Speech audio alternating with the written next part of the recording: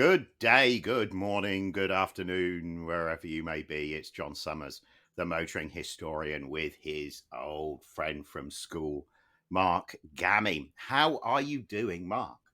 I'm doing well, thank you, sir. Well, I did feel, I should try and make the start of these things more dynamic.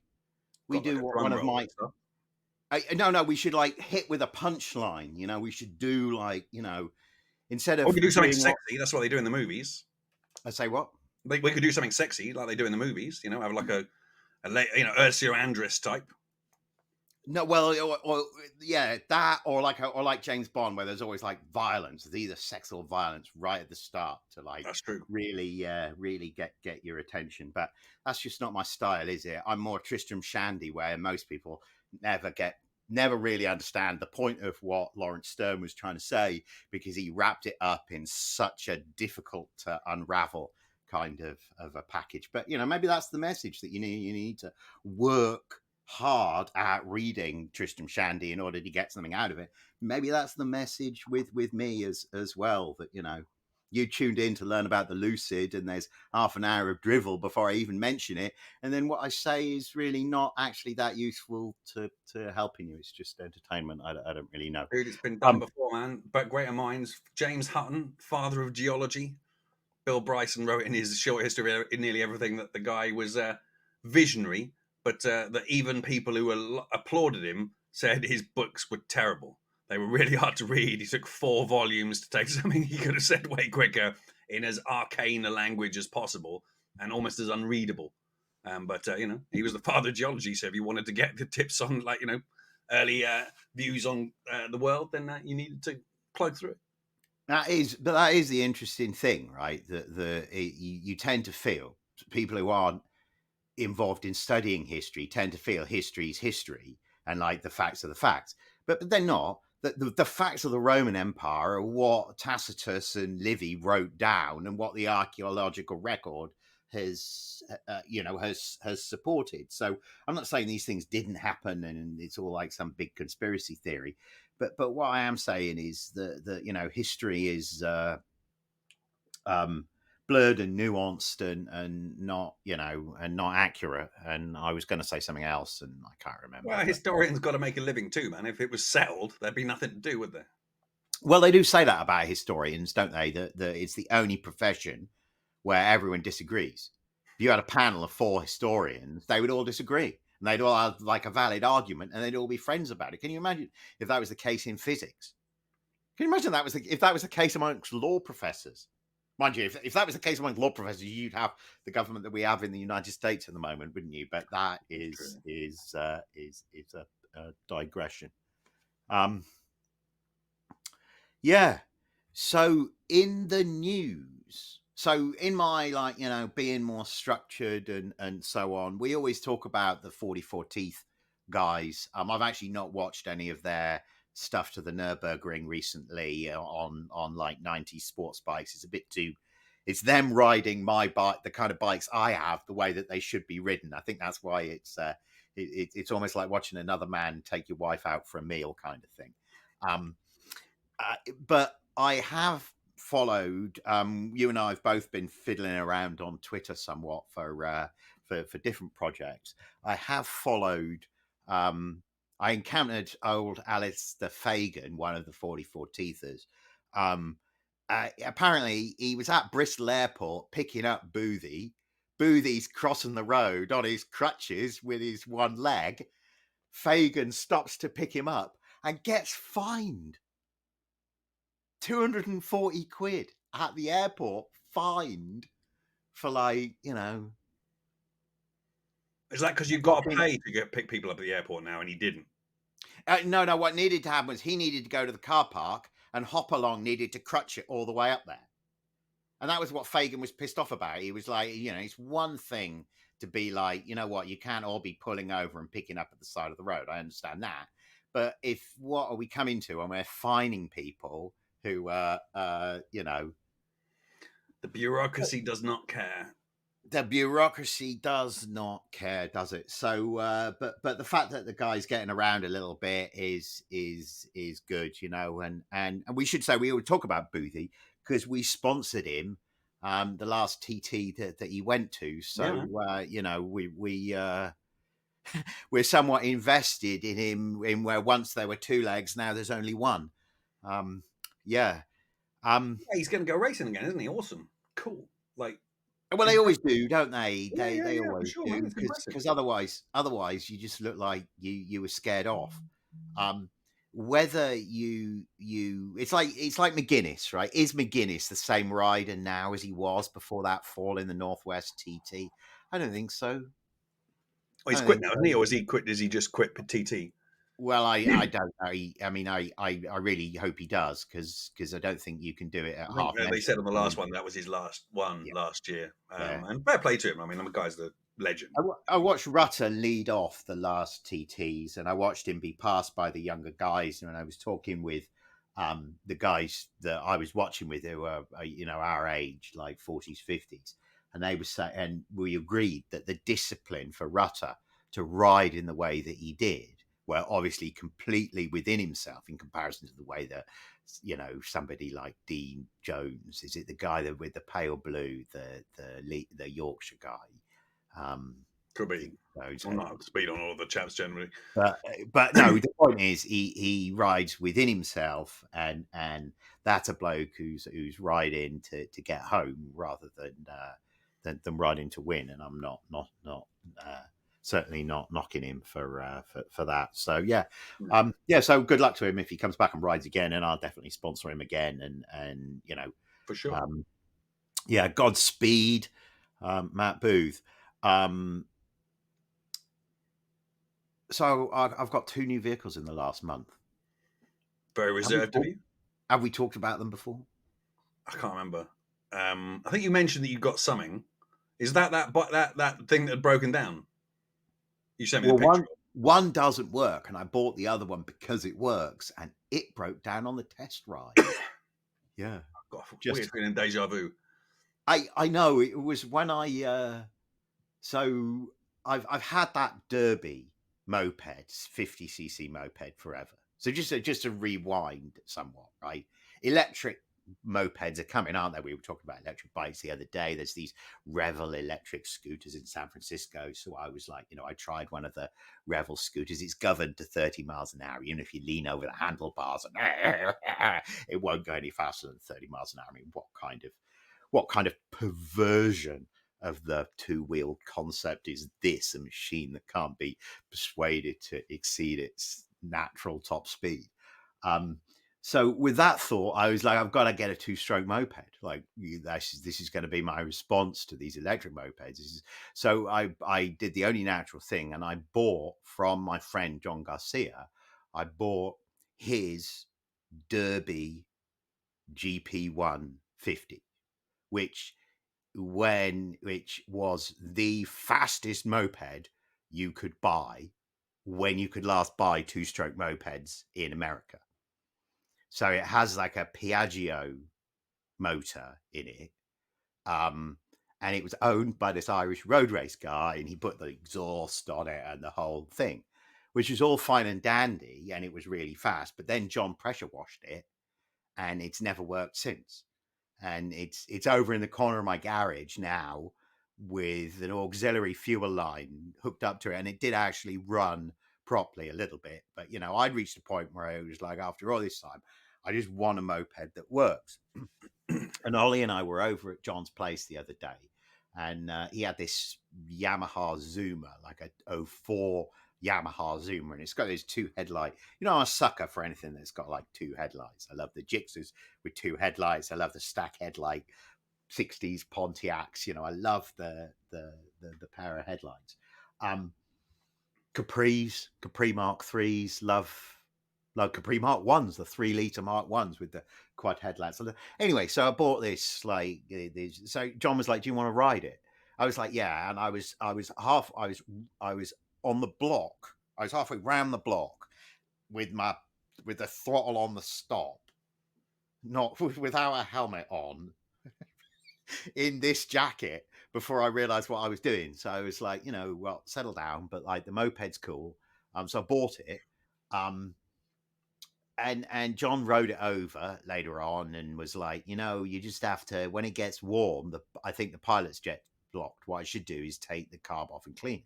And I was like, well, I mean, I just didn't want to like dismantle yet another vehicle that's having carb and fuel feed kind of problems. I was like, so I was like, what? So I was like, do you reckon I can ride it? And he went, well, I can ride it. So I went, well, all right then. So the following day, so he rode it over, and the following day it was a nice sunny day. So I went out and I thrashed it up and down the streets here. It's really good fun, right? Whale of a time. Must have ridden it for about 20 minutes. I'm feeling great about the fact that now it's got some of the new fuel and the fuel cleaner through it. It's running really well. And then I'm like, I'm going to run up to the Legion of Honor, which is this art gallery that overlooks the Pacific Ocean, views of the Golden Gate Bridge. So it's shit tons of tourists up there. So I'm like, up the golf course, right, over the handlebars. Well, as I approach the zebra crossing in front of the Legion, there's this like marin mum, blonde, right, attractive. So because she's attractive, I'm looking. She makes eye contact with me, and I now have to stop at the crosswalk, right? So I stop, and it won't fucking go again.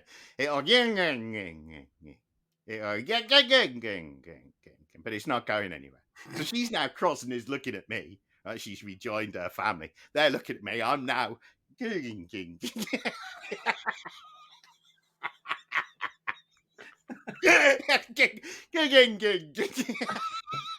Oh man, machinery loves to fuck you, and it's the worst moment, doesn't it?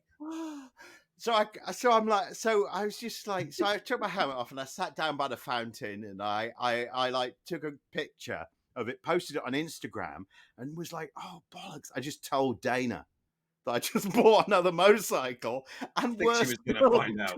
Told her that it broke down. It's like, bro. So I called John, and he was like, oh, I'm like, meant to be like, I'm going out, which means like I'm going somewhere in the hopes of meeting some dog walking chick who he's working hard with at the moment. But I only realized that when he turned up, and he looked really good, and Remus had obviously been bathed and looked really good, right? So he's like all business. And he's like, I think I can ride it back to the house. And I went, well, it's all downhill. I think I can probably ride it back to the house. He went, no, you just need to like rev it more, and you need to kick it. If you kick it, it like gets going more. So he kicks it, and it is immediately revving up better. And then he's like, but here's the thing, right? It's not one wheel off the ground, right? It's got the wheel on the ground, even when it's on the kickstand, because it's got these like chunky tires. So if you rev the shit out of it too much when it's still, it tries to go off on its own up the street, right? Yeah. So you need to be holding the brake. So basically, it's like the technique for doing a burnout, right? You stand on the brake, then you come in the gas and rev it to keep the motor up. So, I'd love to tell you that I thought it was, well, not I'd love to tell you, but, by rights, I tell you, it was an annoying waste of money, and I'd been conned. I bought a moped that would work, and once again, I've got another machine that's kind of cool but doesn't work properly. But at the same time, right, John rode it back to the house. It works okay. I now have seen that if you kick it, it runs better. So I might go out and ride again and hope I can blow the dirt out of the pilot jet rather than what here's the I mean, I know what you mean, but like, it's a moped. Yeah, it's a Yamaha. It'll be pretty easy to get the carb off and clean it. Just do that, because like it's annoying as fuck to be broken down. And just to like give you pay your moped story back with a moped story, similar embarrassment levels. I was on the forecourt once with that red Honda Cub 90 that I had, and went back to start it, like, put the thing in, wearing like that first helmet, I think the black one I had with the wax jacket and jeans, I mean, I'm just like riding a moped. And I put the key in, pressed it, started it, gave it a little bit of revs because it liked a little bit of revs, and it decided to go, no, I want to be in first. So it then just trundled forward on its own off the side stand, and then crashed into the bit where they keep the coal and the logs outside the garage. I mean, like, made it all the way across. Well, it's not quite. It's sort of like went and wobbled along whilst I stood there thinking, oh, fucking hell. And then went boing onto its side and slid into them. I was like, oh, nice. And then you're looking around, and everyone's like looking at you. You're like, So that house we lived in you reminded me of the Rolling Away. That house we lived in Early in Reading. You remember, because of the Capri and the Alpha being one on the drive, the other on the lawn, because the landlord inconsiderately used the garage, didn't he? So so we would park, remember, on the grass, on the little grassy patch outside of the house. Well, remember, I had my dad's like 90 Cavalier CD. There's the champagne coloured one that was like the old man special that had been owned from new by the old bloke across the road.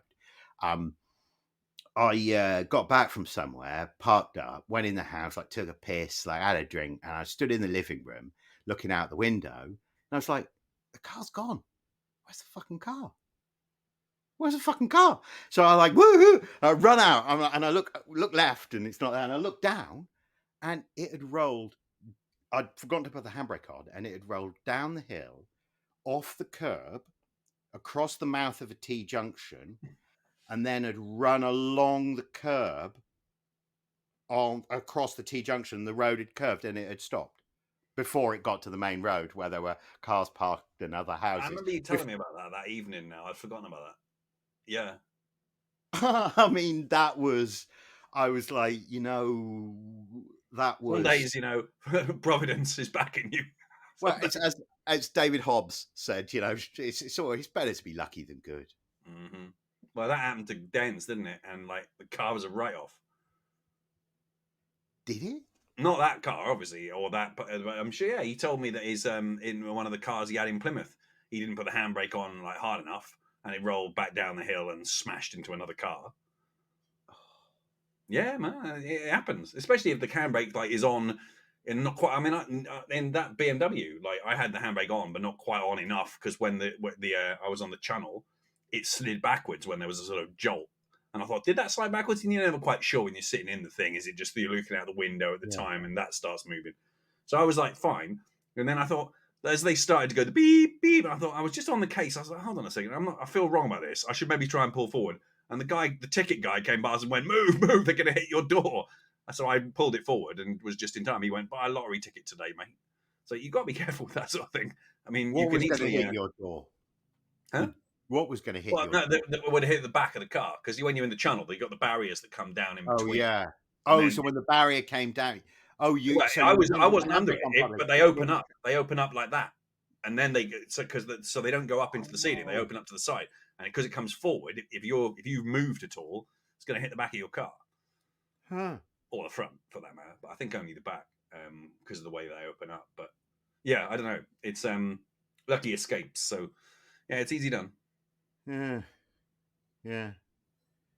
So the moped, and the other's not really so much of a new car as a part. That's how I've positioned it up to Dana. It's simply a part. Because as you know, Mark Cormier was like, "Oh, I'm moving cars from all my spots in Southern California," and he's talking to me about all these cars, which I didn't even realize he'd got. I hadn't realized he'd got 3 or 4 different storage spots. So anyway, he's like, "Oh, I'm looking to move stuff off." So I don't know if he was hinting, but I was like, if you want to put that Thunderbird up at my place up north, you can. So he was like, yeah, I'll call you, which usually means you're never going to hear from me about this topic ever again for the rest of your days. But in fact, he called me and then very helpfully said, I'm going to be there tomorrow. So I'm like, oh, fuck. Like now I have to drop everything I'm doing.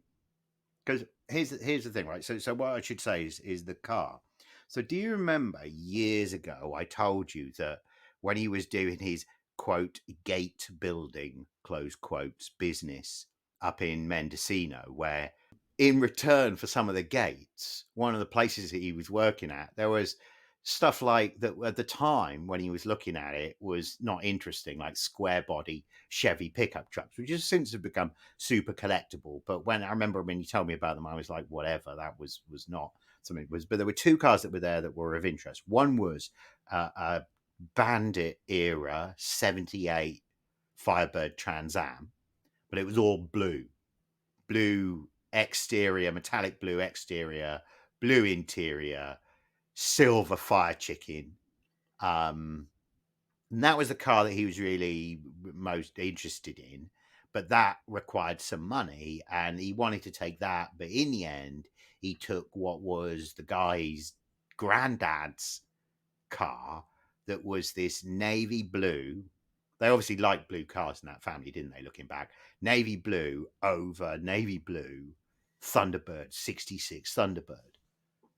So Thelma and Louise kind of era, a cleaned up version of the Thelma and Louise car, but with a hard top. And most of those Thunderbirds had a 390, big block 390, which is what, like 5.9, something like that. But some of them, the option, the big block option was or the the hypo option was the Police Interceptor 428. Well, this is a 428 car, which is why Mark wanted it. It's low mileage. I looked on eBay, the engine, to just the engine on its own. I mean, there's one on eBay at the moment for $9,000, and there's one built for 12. That's all. There's nothing. There's no other Police Interceptor 428. So I don't know if you go on like that hokey ass message board like HAMB, which seems to be the best outlet for hot rod stuff. If you went to the right swap meets, I mean, I'm not a hot rod guy, so I'm not really. But it seemed to me that so the next thing I did was I went on Hemmings, and I was like, because I was feeling like if there's no if the 428s are super rare, it's a bit out of order to take the engine out of it, which is kind of what I want, which is what my plan is. But there's half a dozen of them for sale on Hemmings at the moment. It's a good color combo. But the car's a total basket case, right? So the plan is that the engine comes out of it and that it go into the Mercury to be the gasser. So I have the back axle from this 70 Bronco. I have this 66 428 motor. You can buy top loaders, the 4-speed transmission, $2,500, something like that. So then I've got the bits to build the gasser dragster. So that was why. So when Mark was like, I want, like, can you help me out? I was like, yeah, deliver the Thunderbird. So I was over there with him and he arrives in this like silver E350 van, towing this Thunderbird on an open trailer, right? And the Thunderbird's not quite straight on the trailer. And I realize it's because the trailer is like fundamentally bent, right, and twisted. And I should say, in the van with Mark, I would say a dozen dogs. Okay. Right, because he has this homeless dog rescue business that he does, right? So we and the long and short is, coming over the grapevine out of LA, the trailer decided to try and, well, the Thunderbird decided first that it wanted to be in the van, and then that if it wasn't allowed to be in the van, it wanted to be off the trailer and at the side of the road. And then if it couldn't be off the trailer at the side of the road, it wanted to be in the central reservation ahead of the E350. So that had been a fairly sphincter clenching descent. It bucked around on the trailer, and then it had displaced the trailer. And Mark, being Mark, had carried on, and then it had blown a tire on the trailer because one of the axles was crapping. I mean, so classic Mark. So the van's silver, right? But one of the rear doors is a door from a Roto-Rooter van. And I'm like, what? And he's like, yeah, when I was changing the tire, I tried to throw it up onto the roof. This is all taking place at 4:00 in the morning at the side of the road, right? When I was trying to change the tire after the tire burst, I tried to throw it up on the roof, but I missed and I broke the glass. Well, it was raining and cold, and the dogs couldn't take it. So yesterday morning, I stopped at a wrecking yard, like in Merced or Modesto or one of those towns up 99. But I guess they bond the glass in. They glued the glass into the door. So Mark, being Mark, was like, "Well, I'll just buy the whole door off you to the scrap man," and just took the door off, the van, and so that's why it's got the roto-rooter door. So whilst I was there, like at my place, he's like taking the door card off and the trim piece with the number plate of the van on and building it onto the door as we're yeah. So music Sounds for like me, Mark. and I'm doing musical cars because the race cars so I've got the Thunderbird in, the race cars at Jason's, but I'd already used the race car spot to allow John to store 4 Honda CB motorcycles. So yesterday we went over there to get the Mercedes out of the public storage where it had gone, so I didn't have to pay another month on the public storage. So when we were driving over there, I said to John, "I'm surprised you didn't bring the van because we've got to move 4 bikes." And he went, "I thought we were only moving 2. That's why I bought the truck." I'm like, "Well, I think we might need to move 4." And he's like, "Oh, I'm sure we'll make them fit." And we get over there, right? And it's clear, right, that the first thing we're going to have to do is take the bikes out so that we can, begin to do anything, right? But it's piassing with rain now. There's like standing water. It's the same weather as when they delivered my Kawasaki ZX-10. They unloaded it from the truck, and I'd not got on well with the truck driver, and he was basically like, "Fuck you," and drove off. And left the bike, right? It was on a kickstand, but by the time I came to move it, it had sunk into the mud so much that it was standing up on its own. Like I kicked the kickstand up, and it was still like in the. So it was like that. So I was like, "So how are we gonna?" Like I said to John when we were driving back and everything had gone smoothly, I was worried it was like the beginning of like a sort of horror movie when you were like, "Now it's slippery, so you push from the shock and I'm gonna," because we had like the ramp down, so we had to like push it up into the back of the truck, right? The ground's all soft, so we've got it like backed into so we're on the concrete floor of the anyway. So what we ended up doing was getting the 77 Lincoln town car, like the one that we traveled in the States, the 77 Lincoln town car, into neutral. And then we just drove his Toyota truck in, pushed the Lincoln back so it's right touching the Camaro, and then got and then then John was able to get the CB750 and CB900 crushed right up against the front of the Lincoln. And then I was able to get the Mercedes in, and there was a whole inch to spare. There was a whole inch to spare. Easy. And now there's the only way to get from one end of the storage space to the other is by walking on cars. There's no walkways in between. You are walking on cars. So go me with filling up the space with the non-functional stuff that's not really what I should have what I should be doing.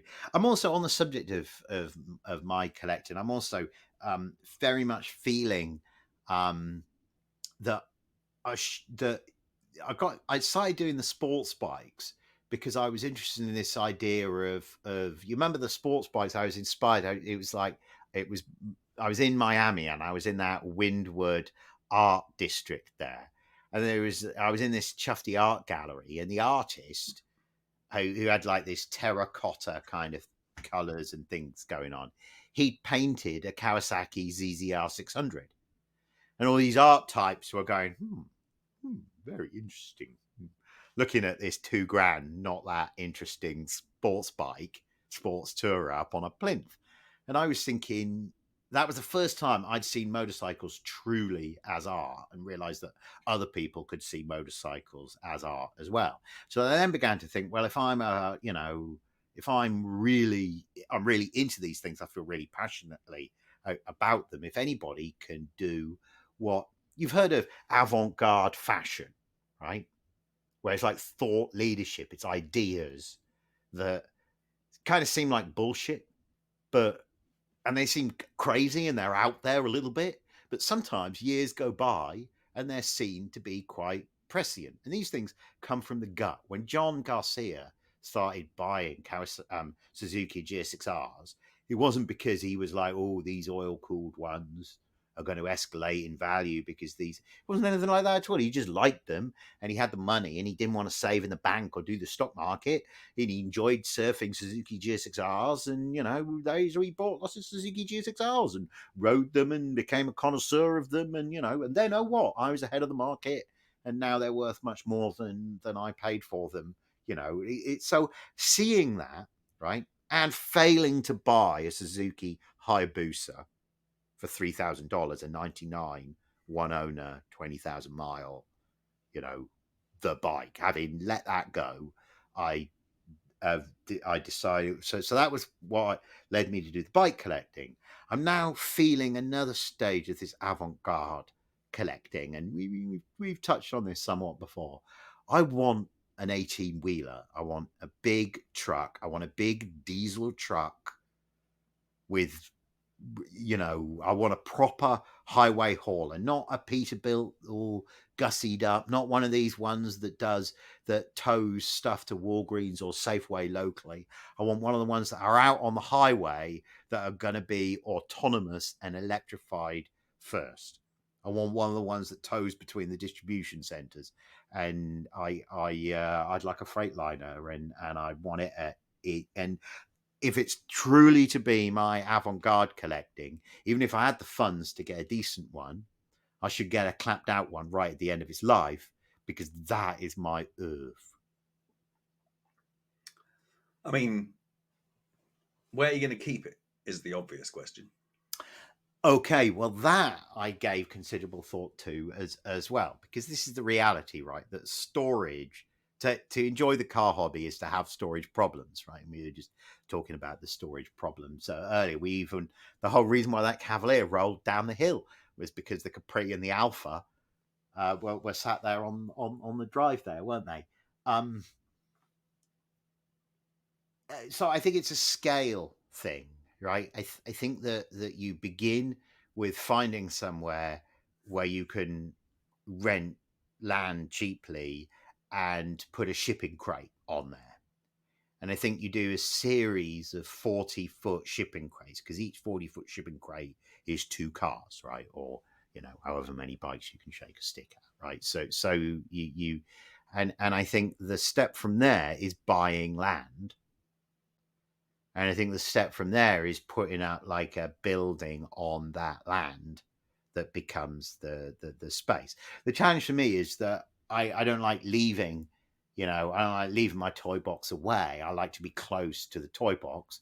And the only way you can afford land and the toy box is outside of the city, which is exactly where my wife doesn't want to live.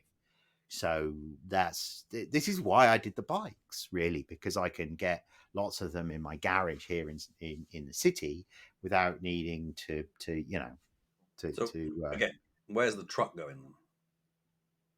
Oh, later on. So it's going wherever the shipping crates are. It's part of the whole. Will it fit in a shipping crate? It's part. No, it won't. It'll sit alongside the shipping crate. It will also, of course, facilitate the movement of the shipping crates. It being an 18-wheeler and all. Are you going to have the shipping crates on trailers? I could do, couldn't I? Well, it's that, or you have a crane. You know, I was looking at a moment ago before you called. I was on before we did this call. I was on Commercial Vehicle Trailer, and I was looking at a new car, like a trailer that can haul 8 cars. And I was thinking, oh, you don't even need storage. You just put the cars on there. The only issue with that, though, is that you are essentially saying, here are all my toys ready to be robbed, because they're already on the trailer. Park it inside.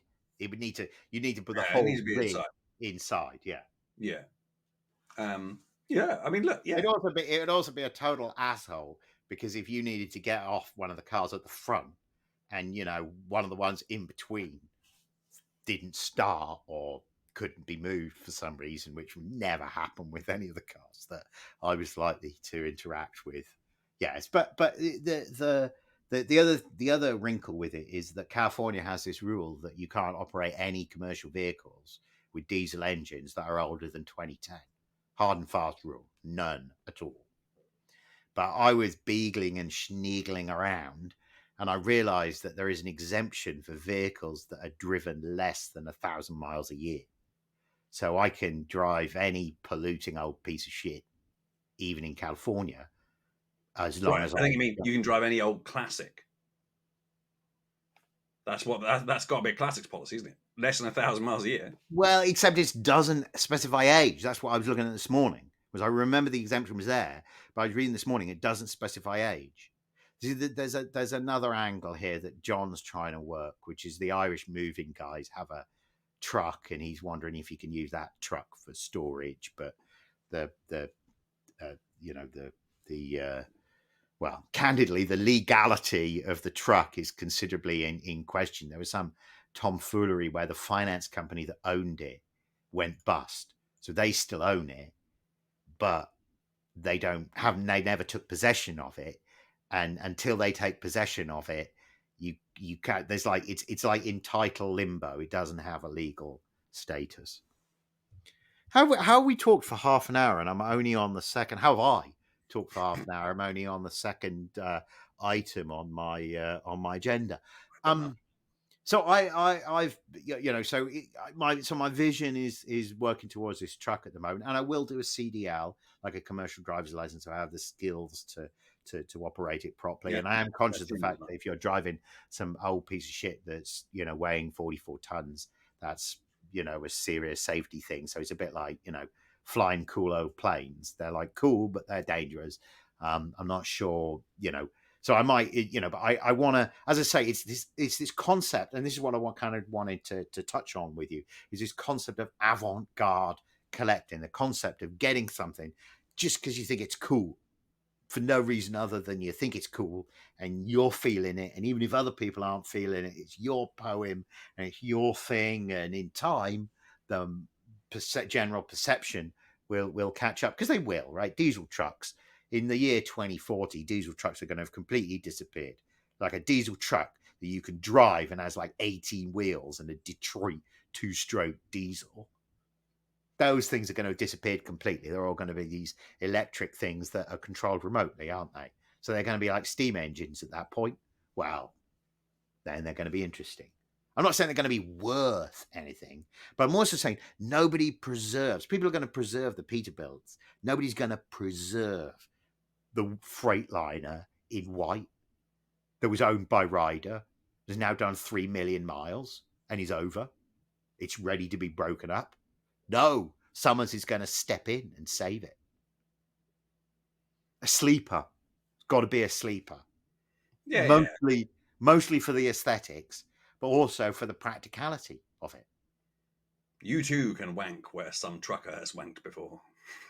Absolutely.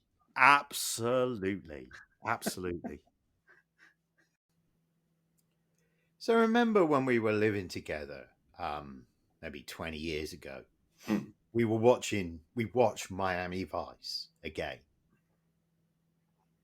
And we were disappointed in it because we remembered it as teenagers and it seemed so ineffably cool when we were teenagers.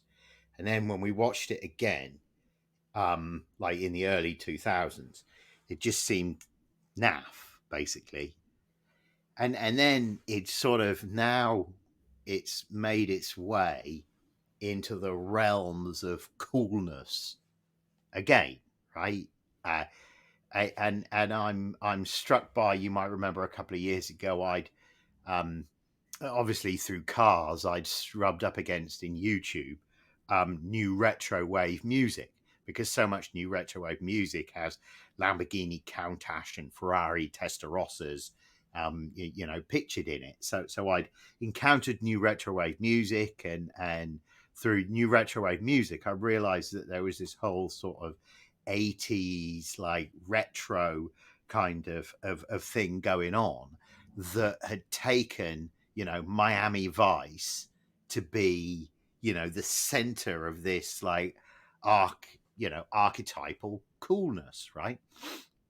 And you know, my wife has relatives that live in Florida, so you know, the first time I went to Miami, yeah, I went to the police station, the Miami Vice police station. I went to the harbor where Crockett's boat was, and that was disappointing, right? Because there's a fucking great bridge with cars all driving over it, right by the harbor, but the camera angle was always shot away from the bridge, right? It was like the camera angle, and every angle at Crockett's Harbor was shot like in a baseball diamond that cut out the industrial bit of the harbor and the big ships and cut out the fact that you were overlooked by the Kai. It made you realize just how a completely bogus environment the world of Miami Vice was, right? It was as fake as that Ferrari Daytona was, the old man Ferrari. Apparently, the whole deal with the white car, there was the black one and then the white one. The whole deal with the black one was Ferrari loved the show, but hated the replica car. So the understanding was that the white car would be given to them, on the understanding the black one was trashed on the screen, blew up on the screen, was over on the screen. And there is an episode where the black car disappears and the white one is introduced. And all that was apparently scripted by old man Ferrari. Believe that if you want. So the reason that I had this as a theme was that this is a piece of motoring history that I'm really interested in, because there is a point where motorsport and Miami Vice completely intersects. Now, there were Miami Vice Grand Prix and these Miami Grand Prix, and these weren't Formula One Grand Prix. These were for what you would understand to be Group C cars, like 80s Le Mans cars. So these big aero wings, ground effects wings with like V6 and 4-cylinder motors with great big turbos on them and tons of turbo lag, and you know, probably can, you know, plenty 200 miles an hour all day long. But yeah, Porsche 956s, right? Mm-hmm. Well, I tell you how long ago it was. It was 2018, because I looked up the auction description. In 2018, Gooding asked me to write about a March 83G. And the car was in this blue Thunder Racing livery. And I thought, Blue Thunder? Like, what association do you have with Blue Thunder? Me? Yeah. When you say blue... A helicopter gunship. Yeah, a helicopter gunship. A TV show. Yeah. There was a helicopter gunship, right? Yeah. Well, in the 80s, right, IMSA, which was Le Mans Racing, there was a joke that it stood for the International Marijuana Smuggling Association, right? and the reality is that there were a number of teams that basically smuggled drugs and spent the money racing. And I watched some VinWiki thing about somebody, or was it one that you sent me? I can't remember. Oh, well, I've been digging around. Like there's a couple of areas of history that I've been digging around. I've bought the books. I've not really got into it and read it properly. But it started for me with this March 83G. The car's an awesome car, right? There are only 3 ever made.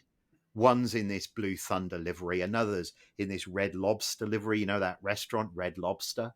Mm-hmm. But if you imagine a Porsche 956 that doesn't have lights, it's all white, it doesn't have lights, and where the lights are, it's as if you've laid a lobster over the top of it. So it has these claws coming down like the side of the cabin. One of the coolest liveries this side of like the hippie 917. If you don't know what I mean by the hippie 917, have a look at that car. But yeah, so I was so the 83G, right, is the designed by Adrian Newey, the March 83G, designed by Adrian Newey before he's in Formula One. The car evolves into the Porsche 956. It's a winner with two or three different engines in it, which if you just stop and think about how hard it is to design a racing car around one engine, let alone a car that was good with one engine and then could win with others. Well, Blue Thunder Racing was one of these pot sponsored teams. I think from my research, there's a good chance that the chassis that I wrote about itself was actually used to smuggle pot. I think it's to stick it in the chassis, yeah? Yeah. But it would, you know, the Blue Thunder guy was this guy, Randy Lanier, really nice guy, served a lot of time and is out of jail now.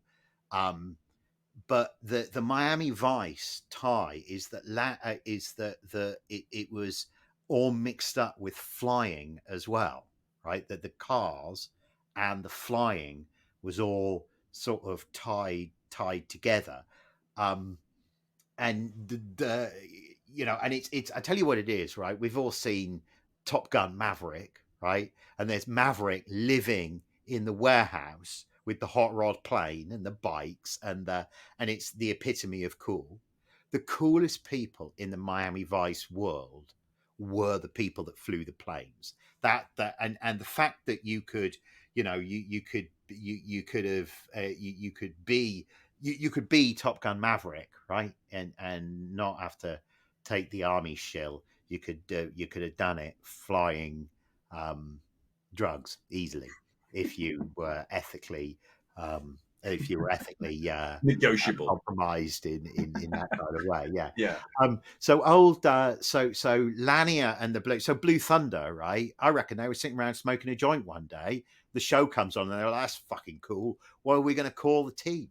I mean, one of them, the other guys, the Whittington brothers, they did a sponsorship deal where it was like for a perfume. And they bought somebody else's perfume, relabeled it, hired all these models to walk around the pits spraying people with the perfume. And it was like whoever's perfume on the side of the car, all funded by drug smuggling. I'd get rid of the smell of the puff, wouldn't it? So there was a car on the lawn at Pebble Beach last year. And it was one of my favorite stories about this, that Porsche did the 935, right? And it was the rules at Le Mans where it had to be like a silhouette shape, but they could do the flat nose and the wide wing on it and the big tail on it, and there's socking grade turbo on it. So it's like a normal Porsche flat six, but with a giant obviously strengthened, right? But with a giant turbo on it. Well, apparently, I mean, I'm no expert, but according to the Porsche people that I, you know, did my Pebble docent stuff with, Kremer, the privateer, developed a version of the turbo and a different aero package so their car was better than anybody else's. It became known as the K3, the 935 K3, but it's a fundamentally different car from the 935. Well, Kremer, so knowing this, right, the Whittington brothers agree with Kremer that they're going to be able to drive at Le Mans. So they turn up at Le Mans, and before the race, Kremer's there with like Klaus Ludwig and the other German drivers, and he's like, you know, right, you know, Ludwig will start, Bill Whittington will be next, you know, other Whittington will be, and the Whittingtons are like, no, you don't understand. Like, we want to start the race. If the car breaks, we're not going to race. We're not coming all the way from America to not get a race. And they're like, no, you don't understand. I am the team manager. I say what happened. Well, what would it take for us to run the team? Well, you'd need to own the car. Joe, well, how much would that be? the number was throws out a random number. The car at most was worth 100 grand. He says 250 grand, Kremer says. So Dick and Bill look at each other, and one says to the other, go back to the trailer and get the duffel bag. And they buy the car on the spot and win the race. And win the race. In the rain, in the... Must have been some good puff. Must have been some good puff, right? They own Road Atlanta.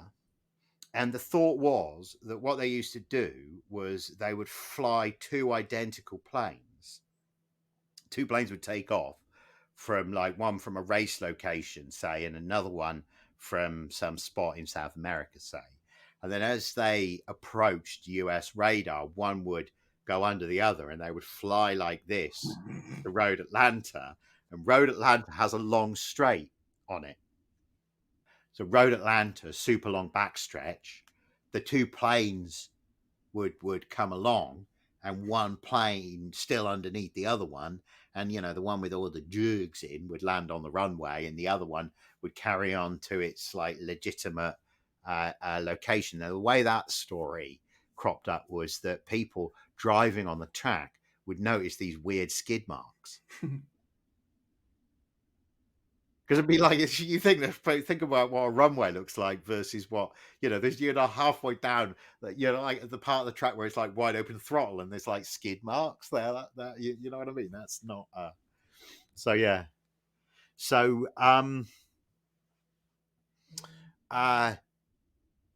the other thing, and we maybe even talked about this, but before I've talked about it a lot because it really got my attention, was that podcast I listened to, The Sneak, that was about that NASCAR mechanic, Mario Rossi, who disappeared.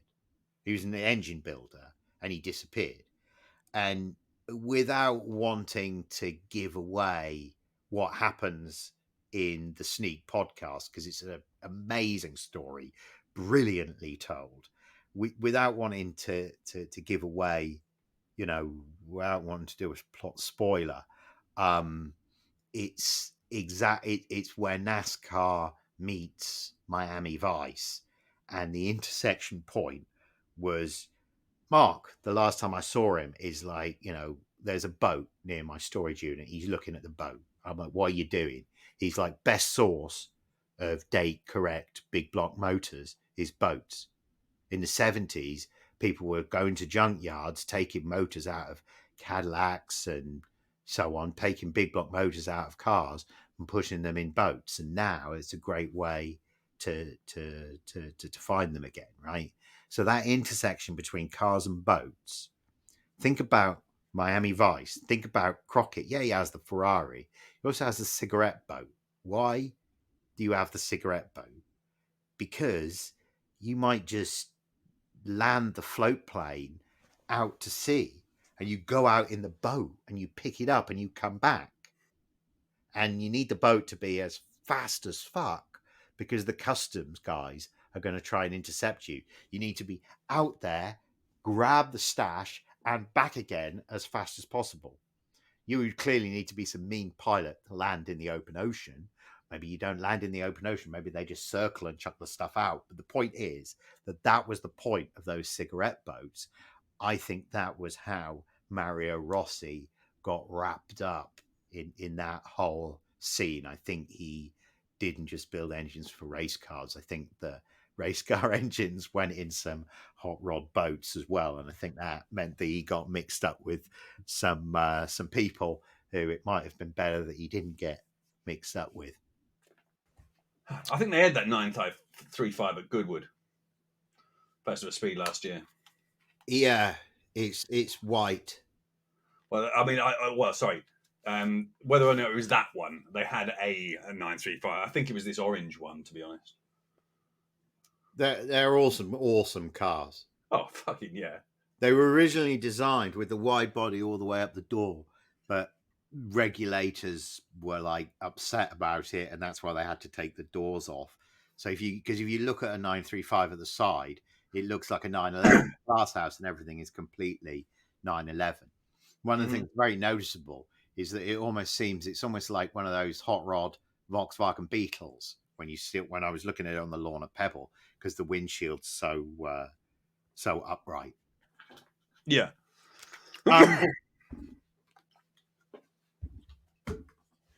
So here's a topic.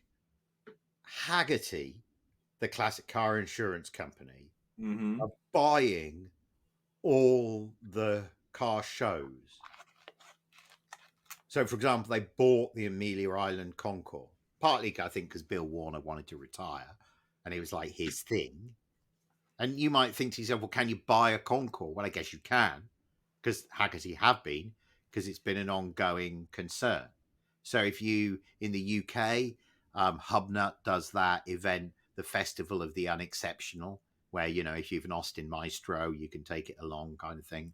Well, I know, right? It's not your bag, but these things are hugely popular. You know, each their own, right? It's dude, yeah, absolutely. There's a place for everyone, yeah, definitely. So now Haggerty are buying all these classic car shows. What is that? Is that a good thing? Is that a bad thing? I guess I had considered it was a safe pair of hands, you know, and it's nice that they're investing in the future of the hobby. You know, if I want cars to carry on being driven and used, and Haggerty's business is driving and using cars. I've met McKeel Haggerty on a number of occasions. I've seen him speak in person on a number of. I've sat around boardroom tables with him and heard him contribute. The bloke gets cars. The bloke loves cars. Of all the people to be buying up everything, you know, more power to him. I'm just a bit worried that he's going to be, by 2040, he's going to be the emperor of classic cars. All from a business. That's capitalism. It happens in every industry.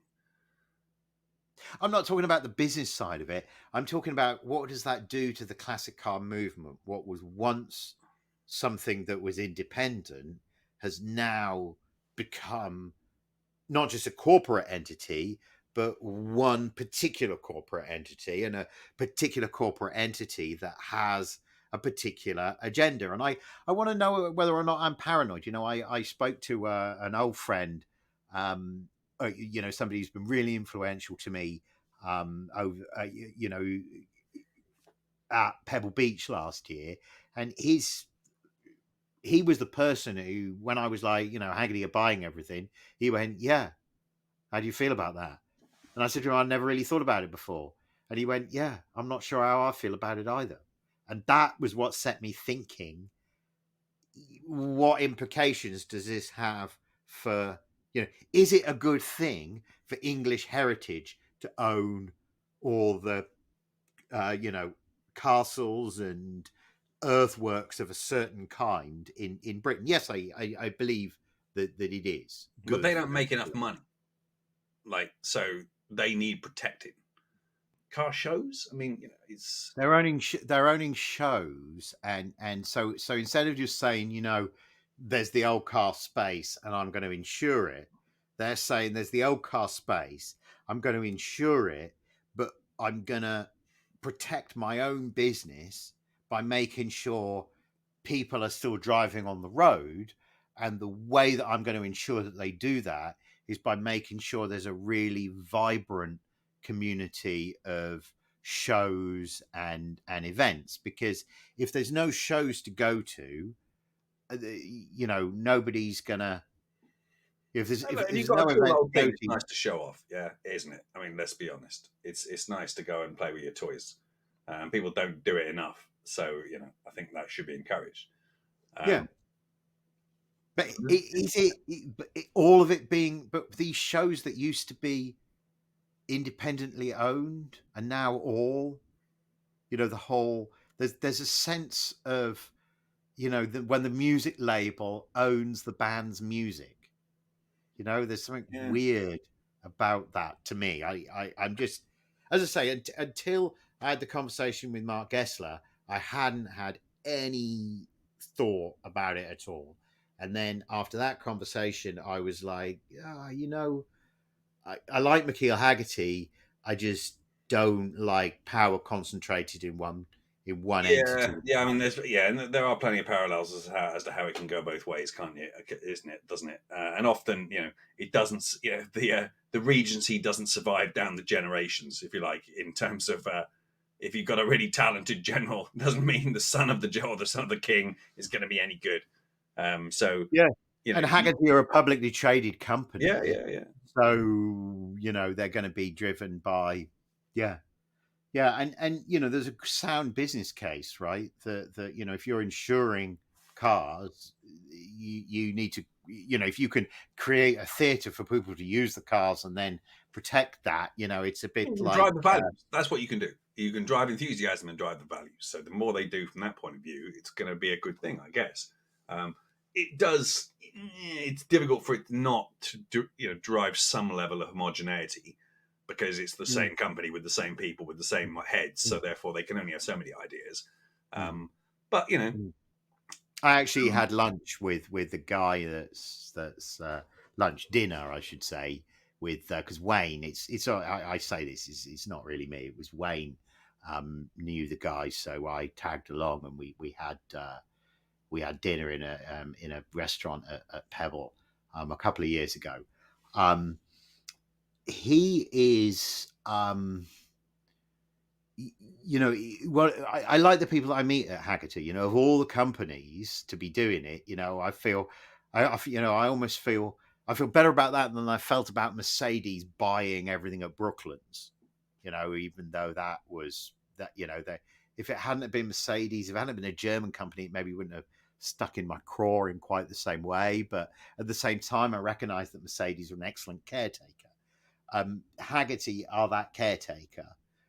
There is, and maybe a small concours, maybe the Festival of the Unexceptional and other British concours and concours in Germany and France and so on. Maybe they can benefit from techniques that are used in other concours around the world.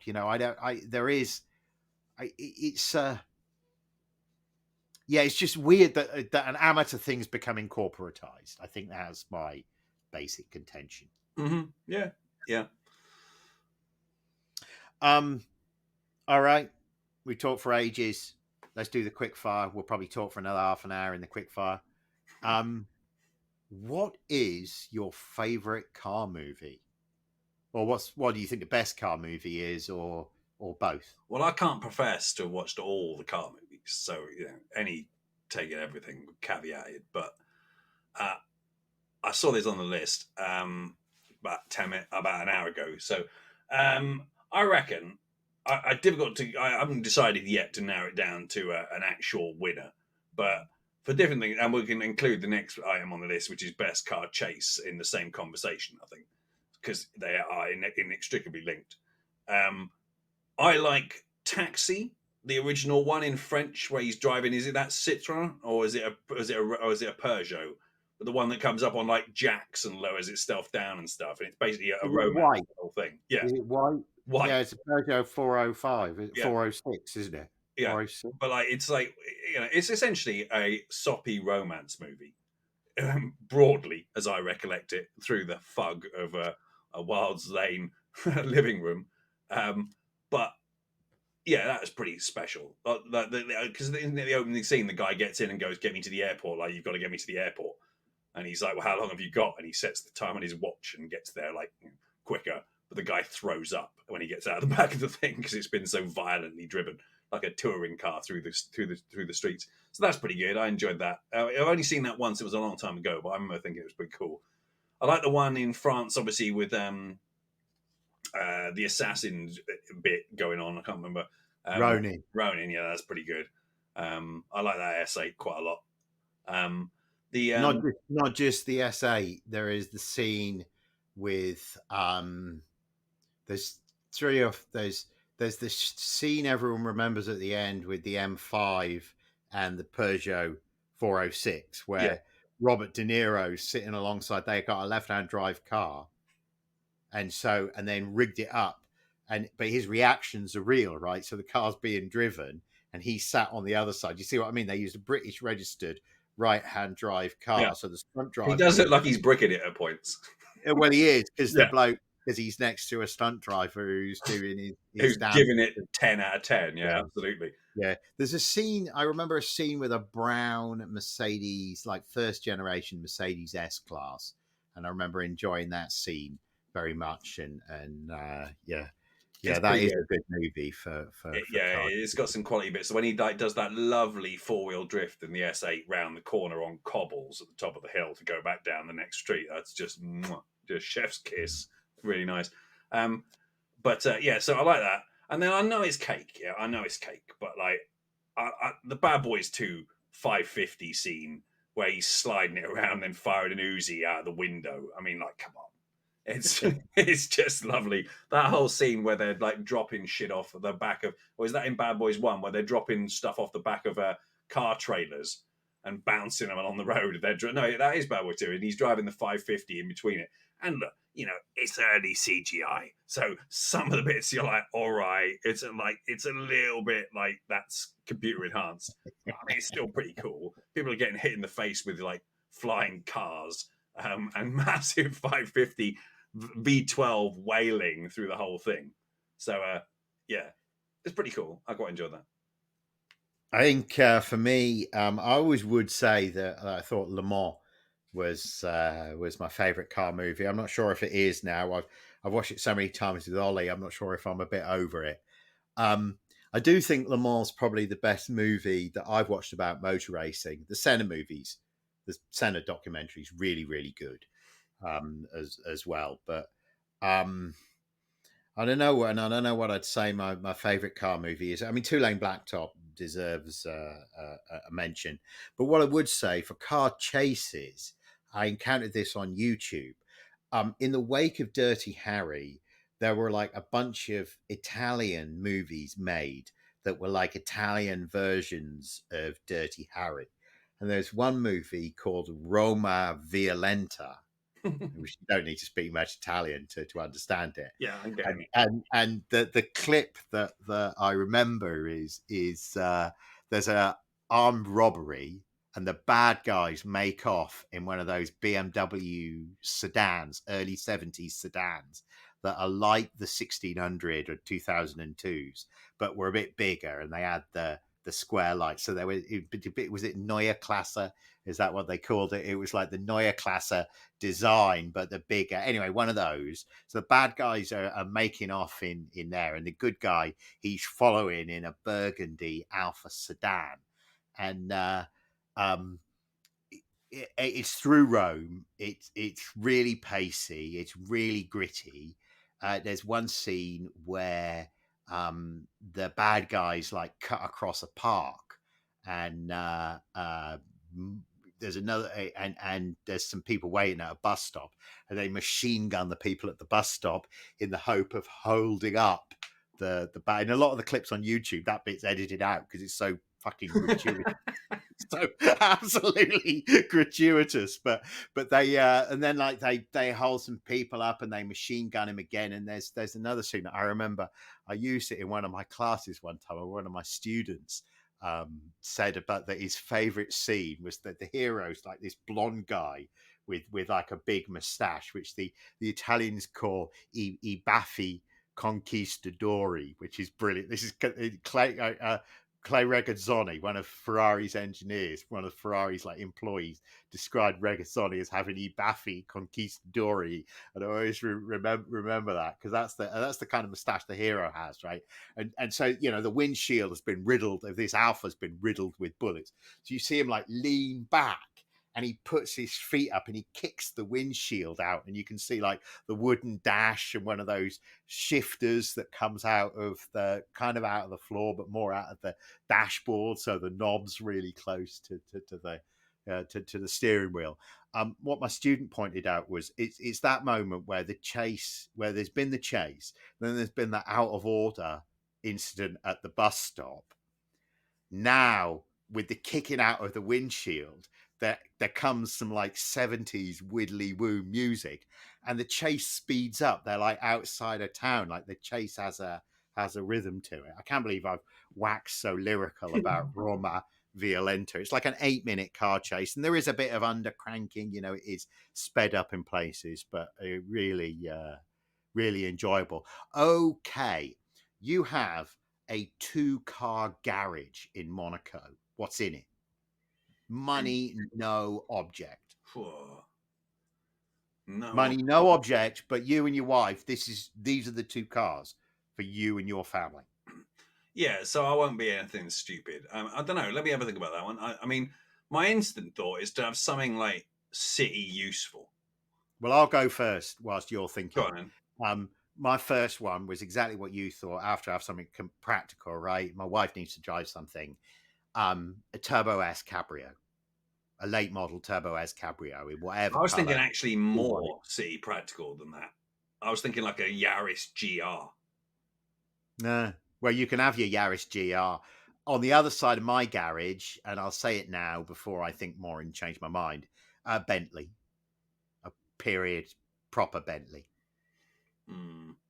I was thinking about those 599s you could get with a manual. Ooh. I mean, that's a 640 horsepower V12 front engine rear wheel drive with a stick. I mean, it cost me a lot of money because I think they made 4 of them or something like that. It doesn't cost you any money. It's this magic garage. Oh, well, I mean, in which case I definitely have one of those. What colour? Black with the pentagram alloys. Like, if I'm going to cheese dick it, then fucking suck on it. I'm going with red interior or cream interior? I don't know. I might go for a sort of a nice, I don't know. Nah, probably like a sort of a charcoal leather interior or something like that. Or maybe no, sort of like graphite-y sort of leather interior, I think. That'd be quite black cool. Exterior, greyish interior. Yeah, but I think maybe that sort of grey Alcantara suede. I quite like that. Most impressive rental car. Well, as you know, I've done about 25,000 miles around America's West Coast national parks over multiple years, costing me far too much money on holidays, in a selection of Mustangs, starting with the small one, and then working up to a series of V8s over multiple years. I have had amazing times in those cars, given where we were, and runs up extinct volcanoes and back down and stuff to get back down before they stop serving gluten-free pasta because my wife's having a sugar moment and stuff in this beautiful sunset, thrashing a V8 along like empty roads because everyone left the national park ages ago. We passed them leaving when we were on our way up. But it's a lovely time to visit national parks because you're driving up empty, beautiful roads in the sunset, and then you have your moment up there when there's hardly anyone there, and then you drive back down and race to get back to the restaurant in time. But you arrive at like 10 to 9 and then have a 3-course meal. And they're really nice about it. Just tip generously, But, yeah, so those things have got to get mentioned. But, yeah, I mean, at the other end of the scale, we had that... No. Okay, yeah. I was going to say that 406 we took down from Paris just after they came out down to the Côte d'Azur and back. And then we got moved on by the police at 5 a.m. from the services we were sleeping at. And they banged on the window and went, and barked at me. And Yula and I looked sleepy. And I went, d'accord. And they just cursed us out and drove away. We got off the Eurostar, went to the rental car place. They gave us the rental car, and it was brand new. It had like 3 kilometers on it. And then I had to get it out of the parking station, which was tighter than an ant's nether regions. Yeah. And then I had to get it out of Paris. And I remember getting it out of Gare du Nord and thinking what an asshole that station was, and being nervous about the streets. And the next thing I remember was the Jura and it's some rain on the screen and the wipers working, and it was the first time I'd ever experienced wipers. You know what it was? It was an early second generation one that had like the clear lens headlights, and the grill was like more of a mouth than a grill. It was a really good looking car. Not for nothing. Peugeots now, I think, are really good looking cars. I think Peugeot have really nailed styling. They often do better in the face than they do in the sort of nether regions. It's a bit like a dog that's got a giant head and a really small ass, I think, sometimes with Peugeot's styling. But I love that 407. I do remember being woken up. They woke us up. They woke us up and we went into the services and had steak free for breakfast. Yeah. That was nice. Yeah, And no, I wonder why I've got high cholesterol. Like that would be well, and it bears saying that the services food on Europe is better. It's not great, but it's better than UK. It just is. Except for those independent ones that are run by farms, and they usually got some cool stuff there. But anyway, we very much digress. But yeah, reality is I wouldn't get away with a Yaris GR on the other side when the missus could have like a dream Ferrari. So that would be in the other side of the garage.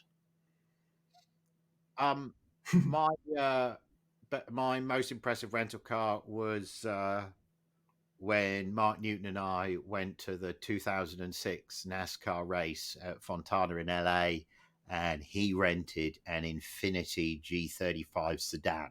So your Nissan, but with like a 4-door sedan body, and it had this, at the time, Infiniti had this really exciting like catamaran styling going on. It had these oblong headlights. They're a bit like, early 70s Mercedes with those oblong headlights, but they were leaned back. It was a bit visually challenging at the time. I remember pointing them out to you and Dens, and both of you being a bit like, ugh. This was when I was getting married, like 2006, something like that. But at the time we had one.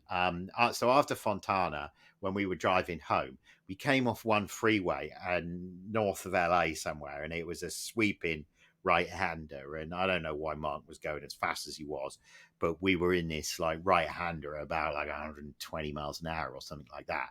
And there was a Suburban on the hard shoulder, and it pulled off the hard shoulder. So in the turn, well north of 100 miles an hour, Mark had to use some brake, and the thing was fine. The thing was just composed. Yeah, they're great cars. Mark didn't panic and didn't hit the brakes too hard, and we schneagled on. There was plenty of room, and there was no reason to panic. I was that moment. That car impressed the bejesus out of me. I'd never encountered like a middleweight sedan that could do 140 miles an hour like that easily before. I mean, my Laguna could do 140 miles an hour, but it was like, that was like, that was the big motor in the plain wrapper, and it was as rare as hen's teeth, right? Because that Infiniti was rear wheel drive as well, I just thought those were epic cars. The other one that ought to get an honourable mention very briefly is the white Nissan Micra that I rented on when we went to that Greek, what's his name, that Greek island, with all the pretty pictures they have of the Butte Louis. I can't remember. It come back to me.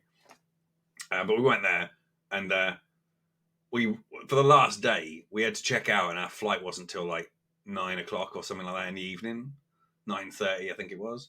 So we had all day. So I said, well, let's like rent a car and just drive around. So we went and look at the sort of old ruins and stuff, and where they found some stuff that they dug out from volcanic action and things like that. So there's all sorts of cool like archaeology and stuff to go and watch. So I'd go and look at that.